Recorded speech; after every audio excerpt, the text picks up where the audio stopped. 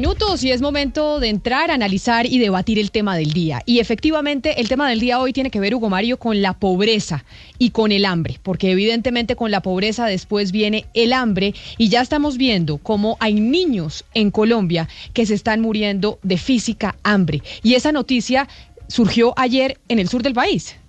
Sí, Camila, lo registramos hace algunas horas, 9 niños en el Valle del Cauca muertos por desnutrición, es lo que dijo la secretaria de Salud del departamento, María Cristina Lesmes, 7 de ellos por enfermedades diarreicas asociadas a desnutrición aguda y otros 2 por enfermedades respiratorias asociadas a desnutrición aguda. Niños, algunos de familias muy humildes, por supuesto, que habitan el oriente de Cali y otros en zonas rurales de Buenaventura y otras poblaciones del departamento, especialmente donde hay presencia de comunidades afro y comunidades indígenas. La situación es preocupante, Camila, porque ya el tema de la pobreza ha generado una escasez de alimentos en algunas zonas del país y como consecuencia de esto, pues los niños están dejando de alimentarse de buena forma y ya se están viendo los resultados negativos de la pandemia en esta materia.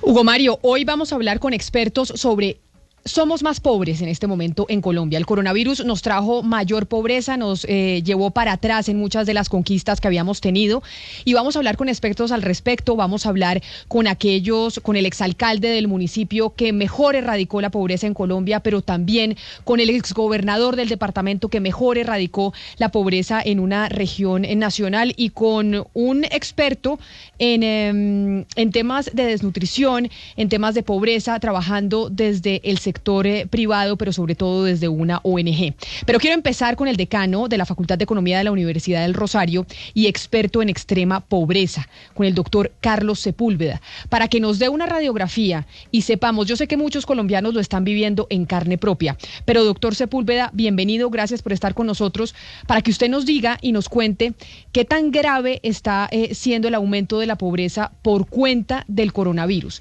¿Cuánto hemos retrocedido en Colombia en ese sentido? Bueno, Camila, muy buenas tardes a usted, a todo el equipo de trabajo, a todos los oyentes. Esta situación realmente pues no tiene precedentes. Nosotros tomamos unas medidas muy extremas porque no teníamos información, teníamos un fenómeno que no conocíamos y de alguna manera pues no teníamos alternativas sino generar una cuarentena general mientras nos preparábamos. Sin embargo, nos hemos venido dando cuenta que los costos económicos son inmensos. Ustedes vieron primero los resultados que vimos sobre el crecimiento económico en marzo. Vimos el dato que realmente fue grave respecto a la pérdida de empleo.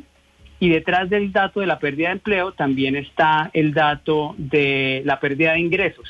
Así como la gente trabaja menos, en cuanto a que mucha más gente no tiene trabajo, los que están trabajando trabajan muchas menos horas, entonces están teniendo seguramente una disminución de sus ingresos significativa. Adicionalmente tenemos los impactos en salud mental, por ejemplo, el impacto en el largo plazo en educación, el impacto en desigualdad. Pero doctor Sepúlveda, profesor, permítame, yo lo interrumpo. Y hablemos específicamente de la pobreza, porque Colombia en los últimos años, en las últimas décadas, había logrado reducir la pobreza de manera importante. Si bien estaba siendo lento ese progreso, cada vez éramos menos pobres y había gente que había logrado salir de la pobreza extrema.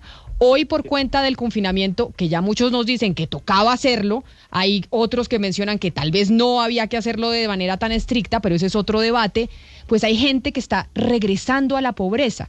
¿Qué tan difícil va a ser sacar esa gente de la pobreza con el panorama económico que estamos viviendo y con el virus como nos está acechando?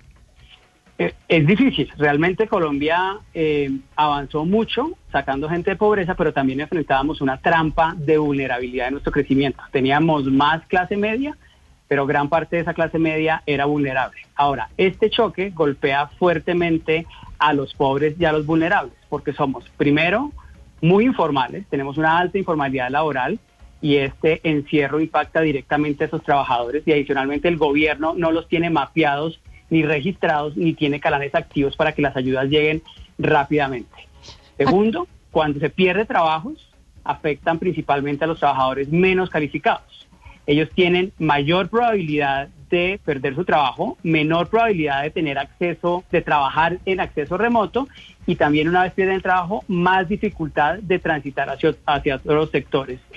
Y en tercer lugar, los hogares pobres y pobres extremos tienen un impacto directo en sus condiciones de vida, ¿no? En acceso a salud, que se agrava en este contexto, en acceso a educación, que tiene costos inmensos en el largo plazo, y como usted lo mencionaba al inicio, en temas ya de nutrición infantil, de violencia intrafamiliar, en temas de vulnerabilidad de género, es decir, se agrava una condición de manera amplia para estos trabajadores. Y adicionalmente, el choque pierde rápidamente, hace que mucha gente pierda trabajo, y la recuperación no hace que esos trabajos lleguen en la misma velocidad. Profesor Sepúlveda, mire, le voy a leer un mensaje de un oyente que lo está viendo en este instante a través del Facebook Live, y es un mensaje que seguramente está en el imaginario colectivo de mucha gente en el país, porque dice Carlos Castillo: la pobreza no es por cuenta del coronavirus, es por cuenta de la corrupción del Estado, que se roba los dineros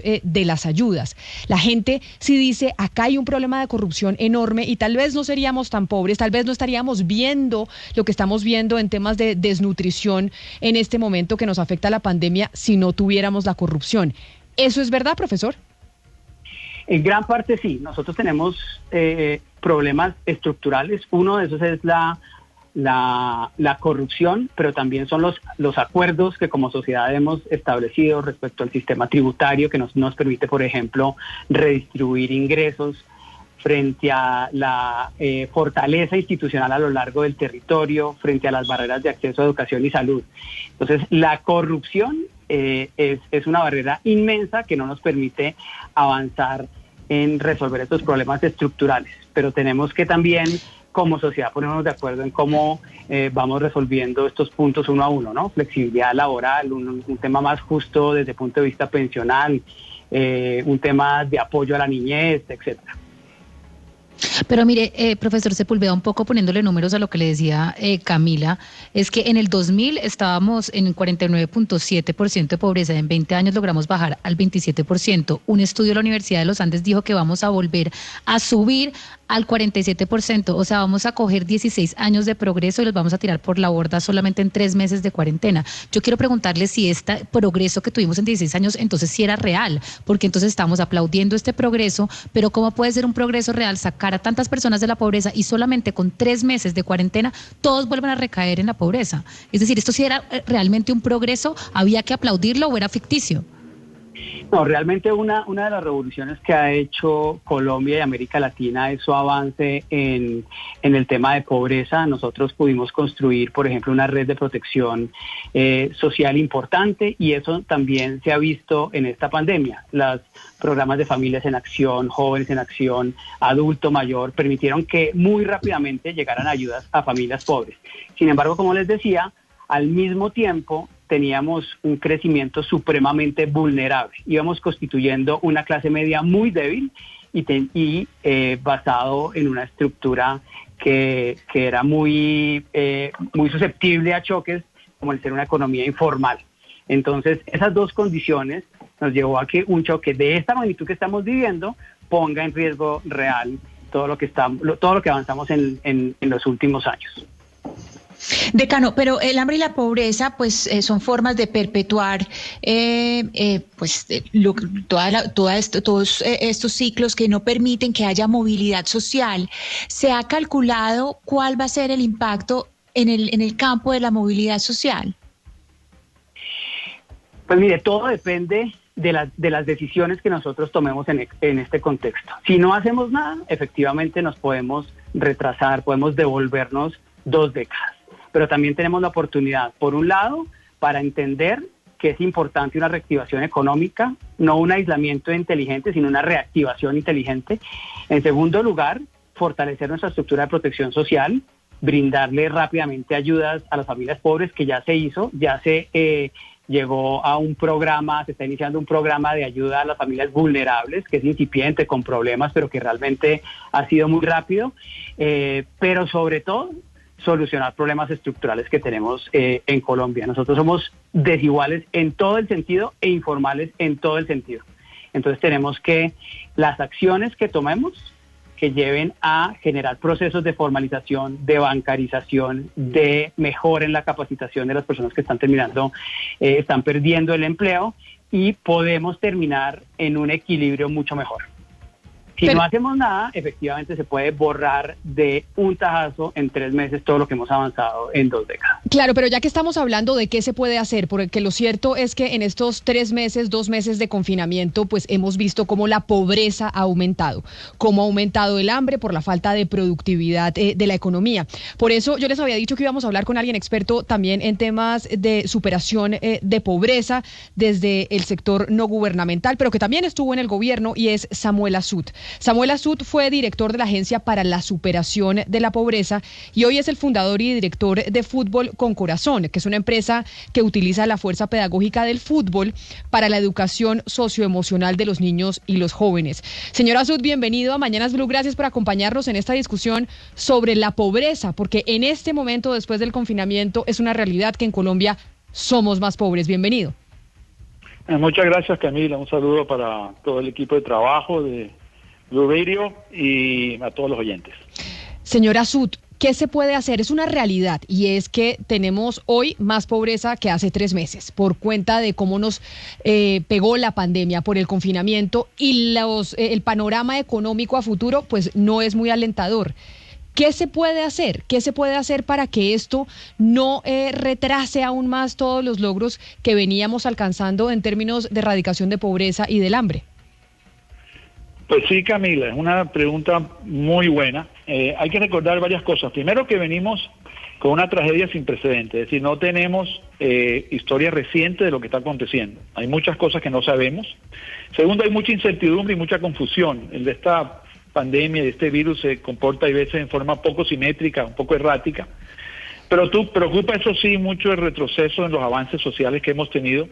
Y venimos, no olvidemos, de una situación de mucha desigualdad, de manifestaciones, de personas protestando por sus derechos en toda Latinoamérica. Entonces, no resulta fácil. Ahora, en cuanto a la pregunta, digamos que uno podría partir esto como en 3 fases. Primero hay la fase de ayuda humanitaria, que es la crisis cuando parte, donde se requieren transferencias económicas condicionadas, cuando se necesita reparto de alimentos, apoyo socioemocional, protegerse contra el problema de la salud. Luego viene una etapa, creo que estamos entrando ahora, que es la etapa como de protección o de contención, donde se necesitan subsidios a los salarios, proteger los activos a las personas más pobres, condonarles sus deudas, bajar las tasas de interés, aplazar el pago de los impuestos, subsidiar los servicios públicos. Y luego ya vendrá lo que podríamos llamar la etapa de alivio de reconstrucción, donde se van a necesitar transferencias de los países ricos, se va a necesitar gran inversión en obras públicas, se va a necesitar probablemente el salario básico universal, una gran reforma tributaria con un impuesto al patrimonio, mucha coordinación internacional. Es decir, no hay una fórmula única, pero sí es cierto que es muy preocupante. Se estima que en el mundo podemos estar hablando de alrededor de 700, 800 millones de personas que van a ingresar a las filas de la pobreza. Claro, pero Sami, usted estaba diciendo básicamente los puntos por etapas de lo que deberíamos hacer a nivel nacional para evitar que la gente siga cayendo en la pobreza, porque ya lo estamos viendo, ya hay gente que cayó en la pobreza en estos 3 meses. Y usted dice hay que hacer transferencias económicas, hay que hacer ayudas, hay que subsidiar servicios públicos, etcétera, etcétera. En lo que hemos visto que ha hecho el gobierno nacional en ese sentido, en esa etapa, ¿ha sido suficiente o insuficiente? No es suficiente. No es suficiente, pero los países tienen límites fiscales y tienen límites a políticas monetarias también. Entonces han hecho lo posible dadas las condiciones. Lo que sí hay que hacer es que le corresponde a los países endeudarse al máximo posible para poder contener el crecimiento desmedido de la pobreza.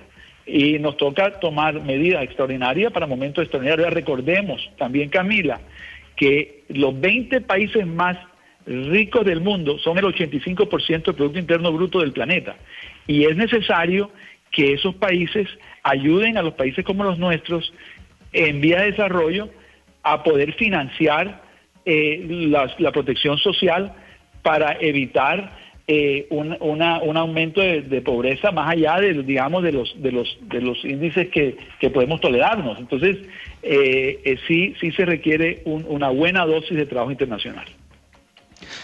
Don Samuel, yo he estado, y le voy a ser absolutamente franco y sincero con usted y con toda la audiencia, muy confundido con todo lo que esto sucede, seguramente porque yo no soy economista ni administrador de empresas ni ingeniero industrial quizás, pero la verdad es que no entiendo, porque por un lado uno dice, claro, todas las grandes mentes de este país están diciendo en una primera instancia, entonces pues patear la bola de los subsidios, de los servicios públicos, evidentemente no cobrar ahorita los impuestos, vamos a generar alivios tributarios, vamos a ayudar desde el Estado con préstamos muy blandos, etcétera, etcétera. Pero inmediatamente pasan la página y dicen, no, pero aquí hay que ayudar. Y el que debe redistribuir la riqueza, por supuesto, es el Estado. Pero el Estado, ¿de dónde va a sacar los recursos escasos y limitados si los que pueden tributar o podemos tributar, pues no tributamos, entre otras cosas, porque nos generaron esa cantidad de alivios? Entonces, al fin, ¿qué? ¿El Estado con qué va a poder ayudar, aliviar para los subsidios y para las políticas sociales, etcétera, etcétera, si no tiene recursos?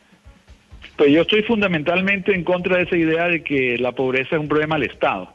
La pobreza no es un problema del Estado. La pobreza y los niveles de desigualdad que son intolerables, al menos en Latinoamérica, son un problema de todos. Entonces, además de todos estos temas de políticas fiscales, políticas económicas, ayudas de transferencias, obras públicas, el endeudamiento al extremo de los países, pensando en el futuro del crecimiento económico le va a permitir, además de todo eso, tenemos que también buscar unos cambios en el modelo, porque el modelo con que venimos, de que el sector privado crea la riqueza y el Estado la redistribuye, realmente no nos ha funcionado ese modelo. Entonces necesitamos introducir nuevos elementos. Por ejemplo, hoy en día se habla de inversión de impacto, se habla de valor compartido, se habla de emprendimiento social. Tenemos que introducir, producto de esta pandemia y producto de la tragedia que estamos viviendo, pues reinventarnos un poco en los modelos socioeconómicos que tenemos, porque claramente lo que veníamos haciendo no está construyendo las sociedades solidarias, incluyentes, progresistas que todos queremos. Pero mire, Sami, es que yo quiero entender un poco qué significa para un país como Colombia y para cada una de estas personas, porque se estima que aproximadamente 7.2 millones de personas en el país van a volver a recaer en la pobreza, que estas personas hayan podido salir de la pobreza, tocar un progreso, tocar un poquito de derechos y volver a recaer, porque las personas que están en la pobreza de pronto no conocen lo que es tener un derecho adquirido o tener una casa o tener una vivienda o tener un televisor, y de repente llegar allá y devolverse puede generar un malestar social y un desasosiego que puede tener unas consecuencias muy grandes a nivel de protestas que Colombia jamás haya visto. 7 millones de personas que pudieron tocar algo y volverlo a perder, ¿es traumático para el país, Sami? Muy traumático, además que pone en riesgo, digamos, nuestras ideas liberales y democráticas.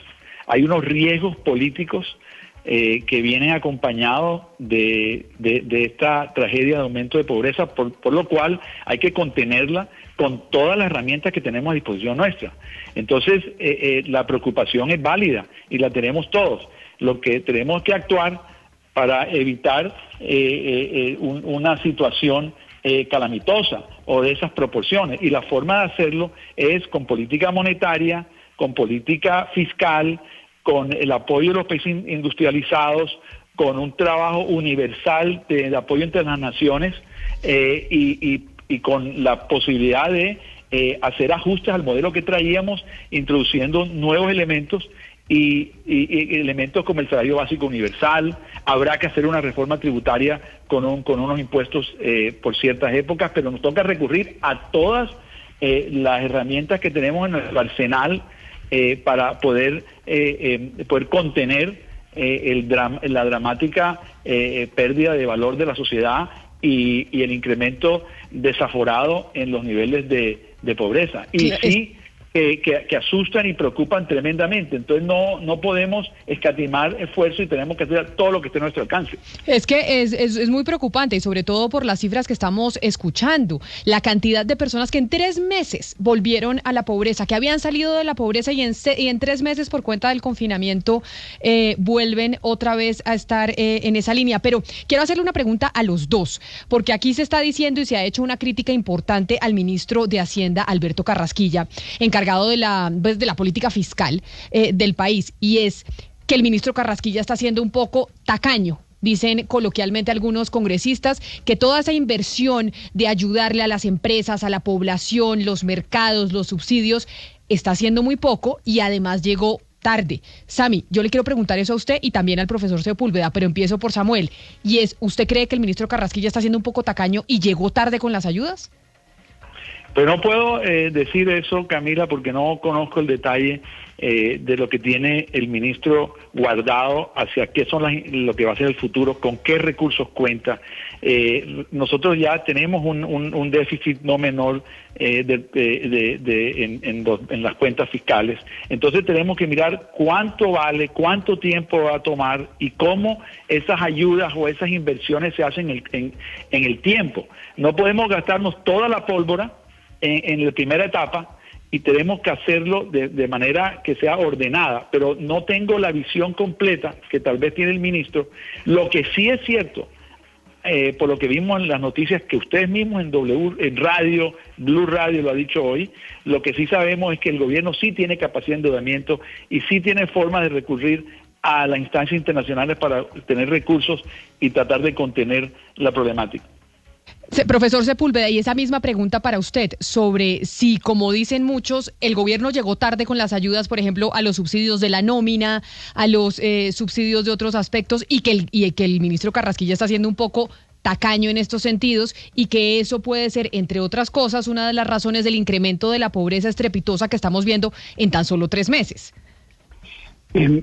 Sí, yo creo que el gobierno en términos generales ha tenido buenos resultados desde el punto de vista del manejo de la pandemia y también desde el punto de vista de las ayudas del gobierno. Creo que al principio actuó en línea de las recomendaciones, fue responsable del manejo fiscal y monetario junto con el Banco de la República, habilitó recursos y empezó a activar paquetes de ayudas. Ahora, en la medida en que vamos avanzando y vemos la gravedad de la situación, vemos que esas medidas son insuficientes, particularmente aquellas que le apuntan a la activación del apoyo al tejido productivo. Ahí no hemos logrado ser muy efectivos, tampoco hemos logrado ser muy efectivos en dinamizar el sistema financiero para regar el crédito, pero también creo que debe haber una responsabilidad para tener cuidado en la siguiente etapa. Entonces creo que arrancamos bien, esto se agravó, y ahora con los datos nuevos de empleo y generación de ingresos nos toca replantearnos para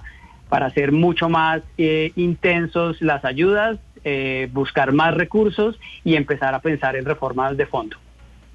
Señor Sepúlveda, cuando uno habla en este momento, tal vez es muy fácil dar aseveraciones porque nadie conocía el coronavirus o lo que íbamos a vivir. Hemos hablado con diferentes expertos a nivel internacional, pero quiero preguntar a usted lo mismo que le hemos preguntado a ellos.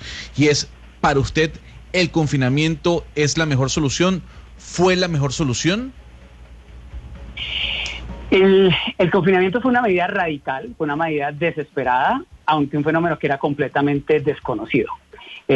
Así que no teníamos alternativas. Pero al mismo tiempo, estos 2 meses de encierro nos demostraron que esto era supremamente costoso desde el punto de vista económico. Esa medida se tomó para preparar al sistema de salud y para aplanar la curva, ¿no? Y no teníamos información, no estábamos preparados.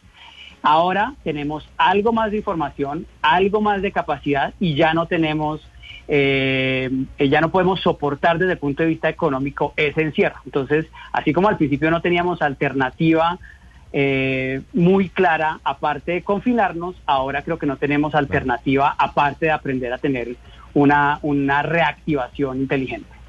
Le hago una contrapregunta y es, ¿usted cree que esta medida es una medida que está y se hizo para beneficiar a las clases más pudientes y las clases medias? ¿La medida de aislamiento, dice usted, de confinamiento? Señor, sí señor, porque son las clases al final que pueden aguantar 2 meses confinados. No, al principio fue una medida que no teníamos alternativa, nosotros no teníamos un sistema de salud que pudiera recibir lo que estábamos estimando que iban a ser los contagios y sobre todo los contagios críticos. No teníamos información, no teníamos capacidad de seguir el contagio del virus ni en contenerlo, ¿sí? Eso no quiere decir que los más afectados efectivamente sean los más pobres. Si algo hemos enfrentado en esta situación es nuestra desigualdad, particularmente territorial. Entonces ustedes ven que lo que está pasando en Amazonas, en Tumaco, en Buenaventura, respecto a lo que puede pasar en Medellín, en Bogotá, en Barranquilla. Entonces no creo que haya sido a propósito para favorecer a esas clases Creo que esto nos ha afectado a todos, pero claramente tiene un choque muy fuerte en familias pobres y familias vulnerables. En 3 meses hemos aumentado la pobreza de manera importante por cuenta del confinamiento, porque la gente no ha podido salir a trabajar y además, pues porque también en cierta medida para poder frenar la pobreza, pues las ayudas gubernamentales han sido insuficientes. Estamos hablando desde la academia con el profesor Carlos Sepúlveda de la Universidad del Rosario, desde el sector no gubernamental con Samuel Azud, pero ahora vámonos al gobierno. ¿Por qué? Porque en un momento dado hubo un premio para gobernantes sobre la superación de pobreza 2016-2019. Ese premio lo dio Colombia Líder en conjunto con la Agencia Nacional de Tierras, con el Banco de Vivienda, con Seguros Bolívar, con la SAP, también con el Programa de las Naciones Unidas para el Desarrollo, el PNUD. Y en ese momento se trataron de encontrar aquellos gobernantes que ayudaron y que fueron más exitosos en reducir la pobreza y en acabar la desigualdad, o por lo menos en reducirla. En ese momento ese premio se lo ganó quien era entonces el gobernador de Boyacá, Carlos Andrés Maya. Exgobernadora Maya, bienvenido a Mañanas Blue, gracias por estar con nosotros. Bueno, Camila, un cordial saludo para ti, para toda la mesa de trabajo, para los panelistas. Bueno, en el año 2018 Colombia Líder, como tú lo dices, entregó unos premios. Yo quisiera, digamos, un poco contextualizar, fue sobre resultados del DANE, que el DANE mide. Importante discusión en este momento precisamente frente a todo lo que está sucediendo con la pandemia. Del 2016 al 2018 Boyacá redujo en 8.8% puntos porcentuales la pobreza monetaria. Eso corresponde más o menos a unas 11 veces superior a lo que sucedió a nivel nacional. Unos resultados, por supuesto, pues notables para el departamento. Claro, exgobernadora Maya, pero ¿eso cómo se logró? Porque hoy precisamente estamos mirando cuáles son esas cosas que podemos hacer, porque la pobreza nos llegó. En 3 meses la pobreza aumentó porque estábamos encerrados, porque no estábamos preparados para enfrentar este coronavirus. Y la pobreza está aquí y algo tenemos que hacer y nuestros gobernantes algo harán. Usted en Boyacá, ¿qué fue lo que hizo? Sí, los resultados que obtuvimos nosotros, que planeamos en la estructuración del plan de desarrollo, fue hacer una gran inversión en la ruralidad en Boyacá. Los resultados de pobreza en Boyacá fundamentalmente eran muy malos por lo que pasaba en la ruralidad. Uno revisaba, por ejemplo, Boyacá estaba casi de última, solo superado por Chocó y Guajira, así que lo que hicimos fue invertir en vivienda en la ruralidad, programas no de vivienda en las ciudades, sino en la ruralidad, ¿cierto? Incluso en este momento yo he insistido mucho en otra entrevista que se ha dado, hay que tratar de sacar a la gente que está en los cinturones de miseria, en Bogotá, en las grandes ciudades, y llevarla al campo, pues allá existe una gran dispersión y no hay problemas de contagio, incluso como los que se están presentando. Hicimos inversión en maquinaria agrícola, es decir, le compramos más o menos 149 tractores para que la gente no durara 5 días arando una hectárea de tierra, sino 5 horas con un tractor. Eso aumenta la productividad. Invertimos, por supuesto, en educación, en transporte escolar. Hicimos una gran inversión también en saneamiento básico y acueductos, y bueno, eso es lo que en últimas mide pobreza multidimensional y demás, y que ha venido mejorando Boyacá. Oscar, antes de su pregunta, mire, yo lo escucho, exgobernador, y ahora que nos preguntaba un oyente y decía, la pobreza no se nos viene por el coronavirus, se nos viene también por la corrupción. Cuando uno ve y no hay corrupción en la administración pública, tal vez es mucho más fácil eliminar la pobreza, es decir, es hacer las cosas y no robarse la plata. Y puede parecer una pregunta muy básica de cualquier persona, pero es tan elemental que uno lo escucha a usted y uno dice, si no se roban la plata, tal vez la erradicación de la pobreza sería mucho más fácil. Sin duda, la plata rinde, los recursos rinden. Por ejemplo, yo siempre cuento esta anécdota. En la licitación de tractores que la gobernación compró, 114 tractores, una licitación que en ese momento se planteó por 14.000 millones de pesos, terminó adjudicándose por 12.000. ¿Por qué? Porque nadie pide plata al contratista, porque se hace una licitación transparente y los recursos rinden. Esos 2.000 millones se invirtieron en comprar más tractores, y un poco creo que el asunto está en poder ponerle el foco a los recursos en donde de verdad generen gran impacto en la ciudadanía. Yo insisto, y Camila, qué bueno esta pregunta, en que Colombia debe volcar su mirada de nuevo a la ruralidad. Ustedes sabían que la situación de dispersión, que en muchas ocasiones es un problema muy serio para Boyacá por la educación, por llevar servicios públicos y demás, hoy es una gran ventaja porque pues como hay tanta dispersión no hay alto contagio, ¿cierto? Entonces yo creo que voltear la mirada hoy al campo, a la ruralidad, creo que es una salida también para disminuir la pobreza y tratar de llevar toda esa gente que llega a las grandes ciudades, que está en invasiones hoy a propósito de lo que está pasando en Bogotá, pues llevarla al campo, pues significa también creo que un camino para esta lucha contra la pobreza que estamos dando. Le pregunto al profesor Sepúlveda por el fenómeno del empobrecimiento, más que por la pobreza, el empobrecimiento. Es decir, aquellas personas, aquellas familias que habían logrado dar el salto de abandonar la pobreza y ahora por cuenta de la pandemia vuelven nuevamente a la pobreza. Esos 5.3 millones de empleos que se perdieron en abril, por ejemplo, que fue la cifra dramática que nos dio el DANE la semana pasada, seguramente muchos de ellos vuelven a la pobreza. Y las fórmulas hay que cambiarlas, porque las fórmulas hasta ahora que se han aplicado, decía Samuel Azul también, no están funcionando. Profesor Sepúlveda, ¿cuál es esa fórmula o cuáles son esas fórmulas que van a permitir por fin superar la pobreza, pero sobre todo acabar con ese fenómeno del empobrecimiento? Es decir, aquellas personas que por estas circunstancias vuelven a ser pobres. Profesor Sepúlveda.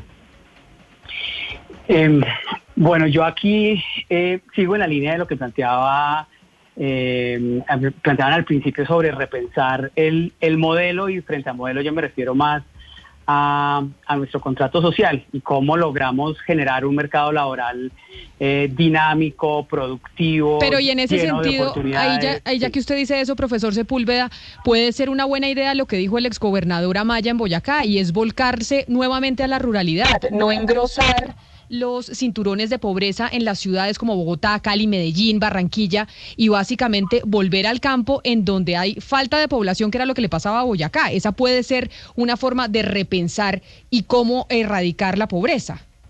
Es una línea de atacar la pobreza en el sector rural, pero nuestra situación es generalizada. También en las ciudades intermedias, en las grandes ciudades. Necesitamos una apuesta de un sistema productivo más innovador, con empresas también insertadas de manera más amplia en el mercado internacional, a pesar de las limitaciones que va a tener el comercio en el futuro próximo, industrias con menos barreras a la competencia, un sistema tributario más justo.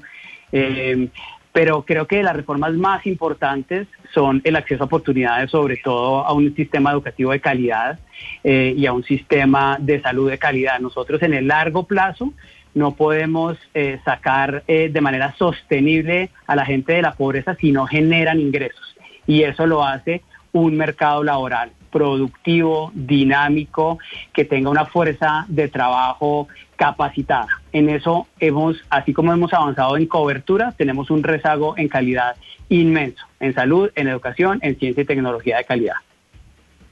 Yo quisiera retornar al gobernador Amaya y eso tan bonito que nos está comentando sobre la inversión en la ruralidad. Y hay un aspecto precisamente que se lo quiero preguntar hoy, que es el Día del Campesino, y es los niveles de exclusión que muestran la última encuesta del DANE de la mujer campesina. Dentro de esta inversión que usted hizo, ¿hubo alguna parte diferencial para las mujeres campesinas?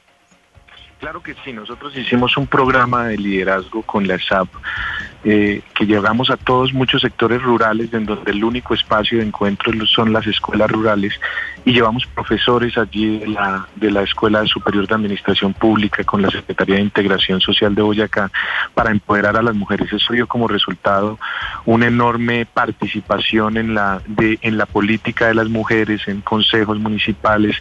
Aumentamos mucho la participación de las mujeres y también empoderamiento alrededor de proyectos productivos como café, como los arándanos, como las uchuvas, y yo creo que allí también se lograron mucho. Los resultados, decía el programa de las Naciones Unidas para el Desarrollo de Boyacá, son tan extraordinarios que muchas veces hay que investigar mucho más a fondo qué es lo que está pasando. El índice Gini en Boyacá disminuyó como en ningún otro departamento en Colombia, la pobreza extrema 10 veces disminuyó también, con respecto a nivel nacional.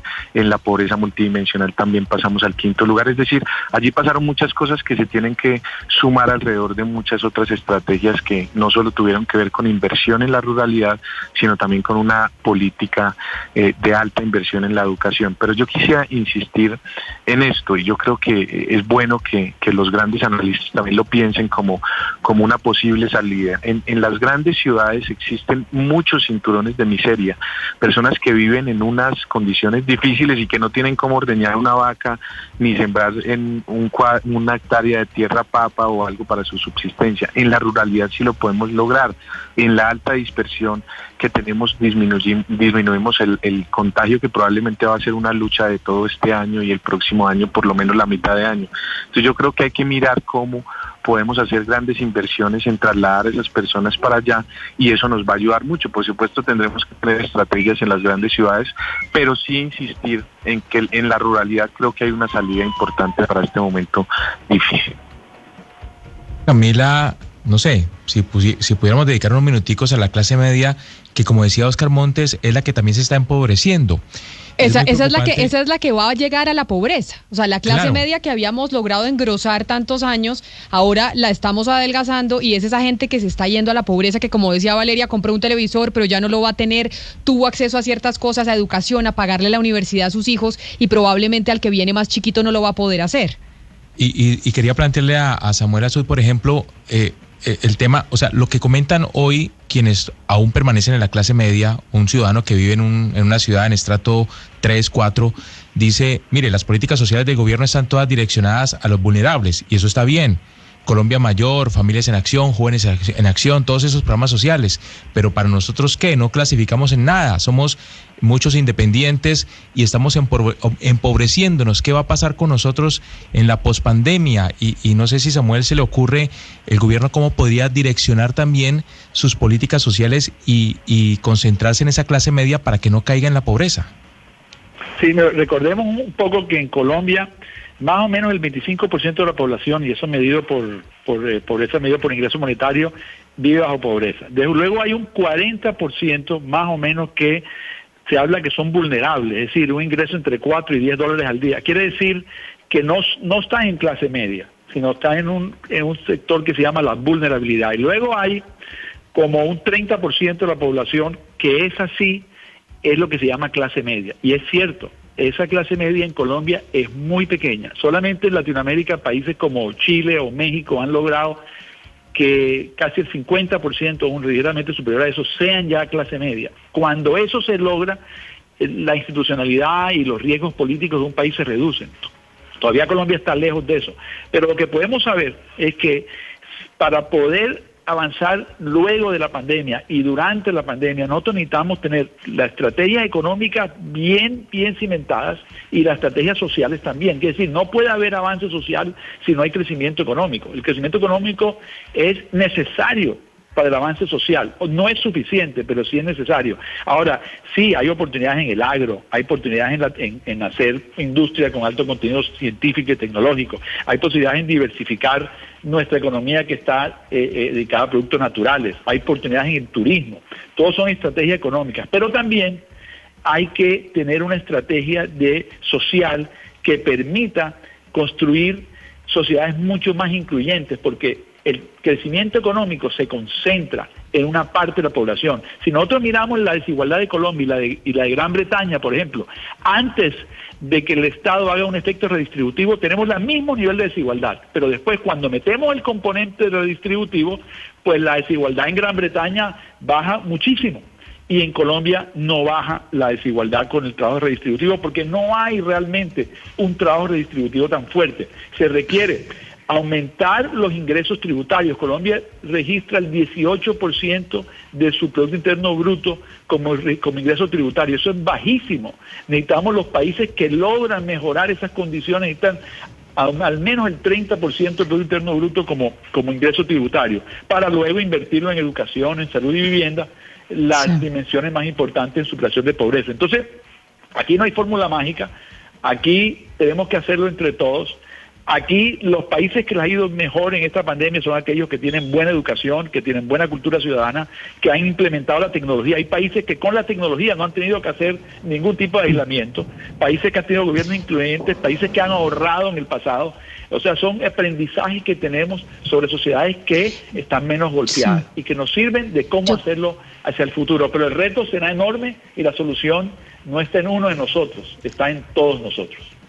Yo quiero preguntarle al profesor Sepúlveda justamente por lo que acaba de decir Samuel, es justamente también el riesgo que hay en la brecha de desigualdad. Dicen que la participación del 10% más rico en el ingreso nacional va a subir en un 46% después de la pandemia, mientras que 50% más pobre va a caer en proporciones parecidas, es decir, el rico va a ser mucho más rico y el pobre va a ser mucho más pobre, y vamos a subir casi un punto entero en el Gini, el coeficiente de Gini. Esto va a tener y va a hacer que Colombia tenga otro riesgo, y es la brecha de desigualdad, los pobres más pobres y el rico más rico. Este tema de la desigualdad es un tema pues que se discute mucho. Hay personas que dicen, no hay que mirar la desigualdad, no importa si seamos iguales mientras todos estemos creciendo. ¿Por qué para usted la desigualdad es un riesgo y va a ser un riesgo para Colombia? La desigualdad, por ejemplo, de ingresos no necesariamente es un problema, pero en el contexto colombiano es un reflejo de una desigualdad mucho mayor, de una desigualdad de acceso a salud de calidad, de una desigualdad territorial frente a las fortalezas de las instituciones en cada uno de nuestros municipios, de una desigualdad en cuanto a la presencia de brechas digitales, de una desigualdad de género, y en este contexto esas desigualdades generan unas vulnerabilidades muy fuertes entre unos territorios y otros, ¿sí? Seguramente esta situación afecta mucho más a la gente que tiene menos oportunidades, menos ingresos y menos capacidades. Y eso lleva a que en una etapa de recuperación sean los que puedan sufrir más. Quisiera quizás reforzar lo que ustedes planteaban antes sobre esa clase media vulnerable, y es que recordemos que antes de la pandemia ya estábamos en unos movimientos mundiales, no era solamente Colombia, de reclamo de un mayor bienestar en un sentido más amplio. Nosotros teníamos una clase media que iba creciendo en bienestar, pero creciendo en una presión de gastos tremenda. Por ejemplo, la participación en el gasto de vivienda sobre el gasto total creció para los hogares más pobres en Bogotá, por ejemplo, de 28% en el 2011 a 42% en el 2017. Es decir, ya teníamos una clase media vulnerable que se estaba reventando, y esta crisis lo empujó seguramente hacia ya una situación de pobreza. Entonces tenemos que buscar caminos para generar oportunidades, para generar transferencias y para generar capacitación de manera que se puedan insertar en un mercado laboral activo. Así es, porque preocupa mucho lo que está pasando con la clase media, preocupa mucho la pobreza. Pero, profesor, la última pregunta que hace un oyente: si la clase media se está yendo para la pobreza, los pobres, ¿qué está pasando con ellos? Se están yendo a la extrema pobreza, porque todos tenemos un desplazamiento y un menor ingreso en medio de lo que estamos viviendo. Así es. Seguramente también los pobres son más pobres, los pobres extremos ya están en un nivel muy bajo, pero de pronto no tienen un choque directo en su ingreso, pero tienen una menor posibilidad de salir de la pobreza y unos costos enormes en el largo plazo. Particularmente el impacto en sus condiciones directas, económicas y de salud puede tener un impacto realmente trascendental en su vida, por ejemplo en temas de violencia infantil, en temas de desnutrición infantil, y algo que yo creo que todavía no hemos dimensionado, y es el costo en cuanto al capital humano. Creo que aquí la interrupción de la educación, el acceso remoto, la falta de conectividad nos va a llevar a un retraso con unos costos inmensos en el largo plazo para estas familias pobres, extremas y pobres. Pues sí, hoy queríamos hablar aquí en Mañanas Blue cuando Colombia está al aire de la pobreza, porque somos más pobres. Después de estos 3 meses de confinamiento, la pobreza, la desigualdad se han incrementado en Colombia, y tenemos que mirar qué podemos hacer para evitar que esto siga creciendo, porque como nos lo han dicho nuestros 3 invitados, pues antes del coronavirus teníamos manifestaciones de la clase media en las calles, el paro, la gente descontenta por lo que estaba pasando en el país, y esto puede llegar a generar una bomba social. Profesor Carlos Sepúlveda, decano de la Facultad de Economía de la Universidad del Rosario y precisamente experto en pobreza extrema, gracias por habernos acompañado y haber estado con nosotros en esta discusión. Un gusto, Camila, mil gracias a toda la mesa de trabajo, a los panelistas y a todos los oyentes. Y desde el sector no gubernamental, Samuel Azud, también hablando de este tema, mil gracias por habernos acompañado y darnos su visión sobre la pobreza en Colombia y lo que podemos hacer para erradicarla. Gracias, Camila, y gracias por el aporte de Blue Radio, que es muy importante.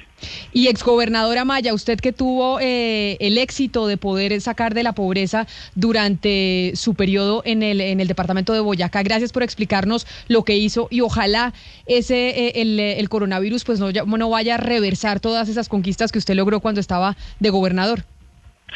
Pues muchas gracias, Camila, por la invitación, a los panelistas, muy interesante participar en este programa y yo creo que es momento también de repensarnos en muchas cosas. Mire que hay algo bueno del coronavirus en medio de esta tragedia social que vivimos y es que las importaciones de alimentos van a disminuir ostensiblemente. Eso es algo que normalmente uno como gobernador de un departamento productor agropecuario quisiera siempre y en esta ocasión creo que es una gran oportunidad para que el gobierno nacional fije sus ojos en el sector agropecuario, que creo que allí hay un gran potencial y ayudaremos mucho a que este rezago y este retroceso en los indicadores de pobreza no sean tantos, porque en última lo que siempre dije, más que un número frío, son vidas y seres humanos los que están allí. Muchas gracias por la invitación. A usted muchas gracias, exgobernador. Es la 1:00 p.m, A ustedes también gracias por haber estado en esta discusión sobre la pobreza en Colombia y cómo ha venido incrementando después del confinamiento de ya casi 3 meses. Nos encontramos mañana nuevamente aquí en Mañanas Blue cuando Colombia está al aire a partir de las 10:30 de la mañana. Quédense ustedes con mis compañeros de Meridiano Blue. Esta noche en Blue 4.0. Hola, soy Peter Plasek, embajador de Alemania en Colombia, y quiero invitarlos hoy a las 9 de la noche para que hablemos en Blue 4.0 sobre cómo se está iniciando la reapertura económica en Alemania en tiempos de la pandemia. Blue 4.0, lunes a viernes de 9 a 10 de la noche en Blue Radio. La nueva alternativa. A esta